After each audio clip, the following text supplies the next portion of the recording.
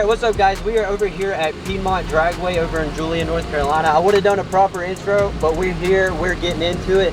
And today we're out here, we're going to be drifting the Miata. The Miata is still pretty much stock. I'm not to the point where I want to modify it yet, but I'm out here trying to learn as much as I can. I got to show you guys everything I've kind of done different since last event, because I feel like I've learned a lot, and I got to tell you guys what's up.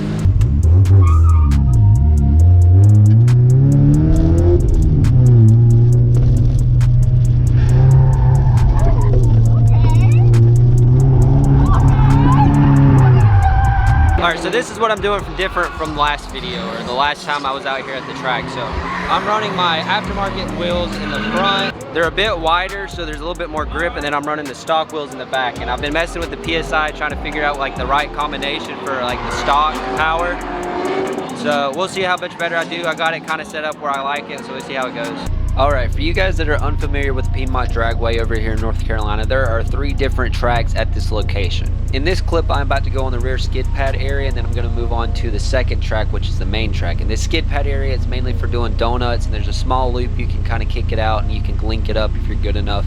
And there's a straight section you can manji if you're good enough. The second track is much more technical. There's a lot of different variables at play. There's a downhill area, there's an uphill area. Very difficult to learn in a stock Miata. The third track is for the people that can link up the main track about 90% of the way. So you have to be pretty damn good to get out there on that track. And I'm nowhere close, so.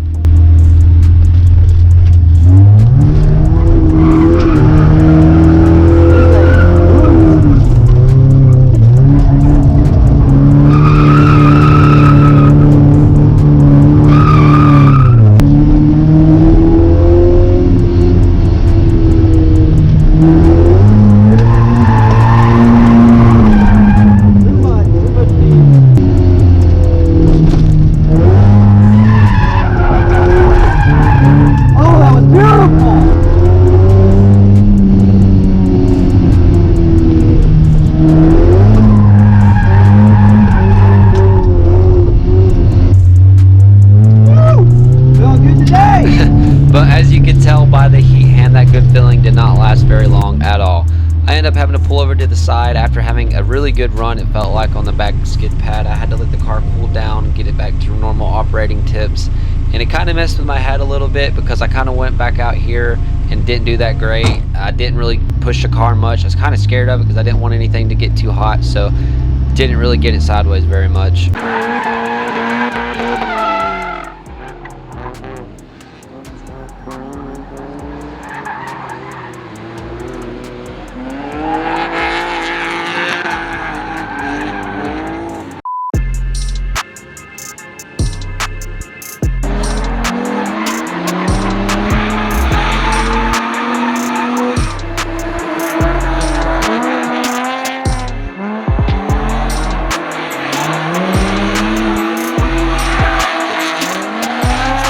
Although the previous run was pretty intimidating because the car kept overheating, I still wanted to get back out there because I was pumped to be at the track. I had to take a homie out because I was hyping myself up, talking about how much better I've gotten. But I was a little too hyped because I just kept giving it way too much throttle, and I spun out over and over and over until I kind of figured it out and just kind of laid off the throttle a little bit.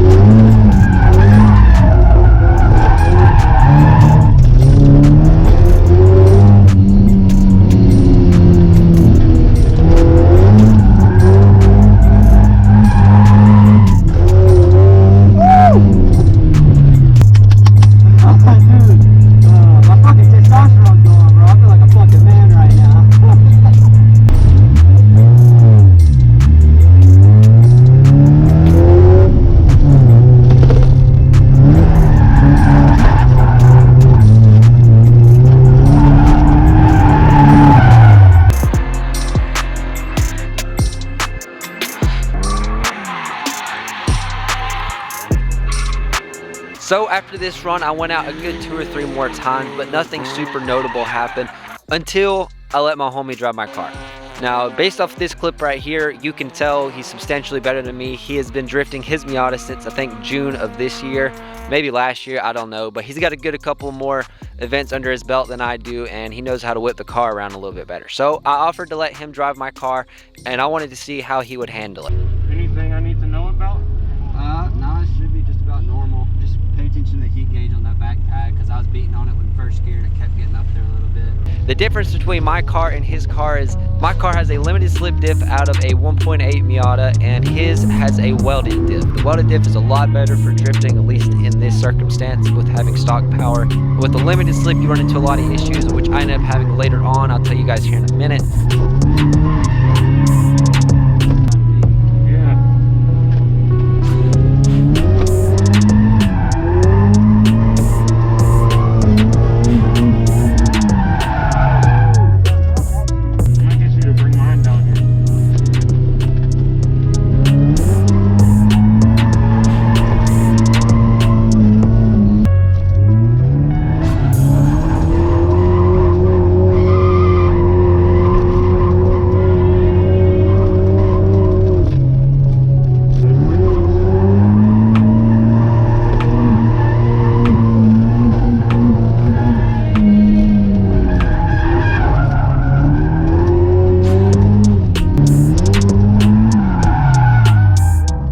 From what I could tell, what he was doing different from what I was is he would just whip the car a lot harder. He wasn't afraid of it, and he knew what the car was going to do before it would do it. When I went out and drove his car, I was still kind of scared of it because I wasn't driving my own car. It had a little small different nuances to it, and you know, driving a different car is a different experience every time, no matter if it's the same chassis or not.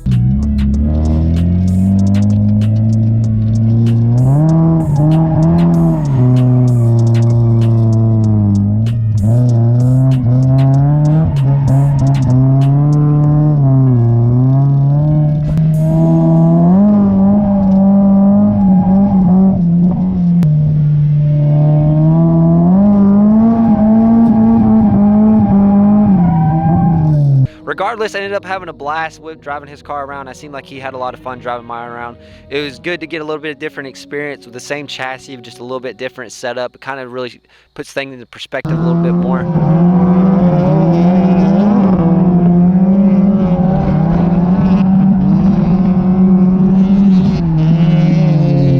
So if you're watching this, Hayden, bro, shout out to you. You've taught me a lot within the last 2 events I've seen you there. Just the little things that you told me, just being nice to me, bro. It's went a long way. So shout out to you. I'll drop your Instagram right here. I feel like I have learned an absolute crap ton in the last couple of events that I've been out to Piedmont. The main kind of couple takeaways that I've had from it is not to be afraid of your car.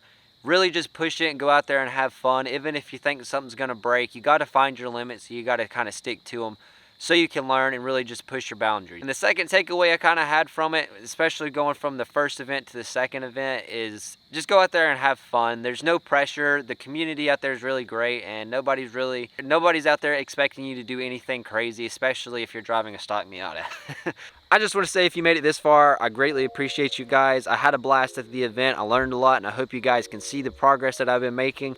And not only that, if you guys want to see some Civic content, click the video here. And with that being said, as always, stay fixated and stay focused. Peace.